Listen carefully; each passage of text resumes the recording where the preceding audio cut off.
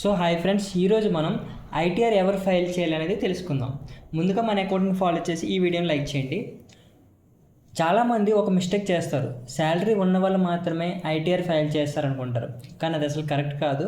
Income tax rule ప్రకారం ఎవరు file చేయాలో మనం ఈ వీడియోలో సింపుల్గా చూద్దాం.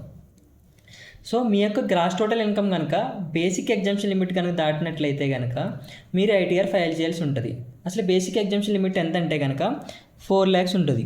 ఈ 4 lakhs గ్రాస్ టోటల్ ఇన్కమ్ కనుక మీకు కనుక క్రాస్ అయినట్లయితే ఐటీఆర్ ఫైల్ చేయాల్సి ఉంటుంది. నెక్స్ట్ కేసు వచ్చేసి బిజినెస్ ఆర్ ప్రొఫెషన్. సో మీరు కనుక బిజినెస్ ఇన్కమ్ కానీ ప్రొఫెషనల్ ఇన్కమ్ కానీ అన్ని చేస్తూ ఉన్నట్లయితే కనుక మీరు కూడా ఐటీఆర్ ఫైల్ చేయాల్సి ఉంటుంది. థర్డ్ కేసు వచ్చేసి టీడీఎస్. మీకు కనుక మీ వచ్చే ఇన్కంలో టీడీఎస్ డిడక్ట్ అయినట్లయితే కనుక ఐటీఆర్ ఫైల్ చేయాలి. ఫోర్త్ కేసు వచ్చేసి క్యాపిటల్ గెయిన్స్. మీరు షేర్స్ కానీ మ్యూచువల్ ఫండ్స్ కానీ ల్యాండ్ ఆర్ గోల్డ్ ఏదైనా అమ్మినట్టు లాభం వస్తే కనుక మీరు ఐటీఆర్ ఫైల్ చేయాల్సి ఉంటుంది. అదేవిధంగా ఫారిన్ ఇన్కమ్ కానీ ఫారిన్ అసెట్స్, దీని ద్వారా మీకు ఇన్కమ్ వచ్చినట్లయితే కనుక ఐటీఆర్ ఫైల్ చేయాల్సి ఉంటుంది. These are the main 5 cases మీరు ఐటీఆర్ ఫైల్ చేయాల్సిన కేసెస్ ఇవి.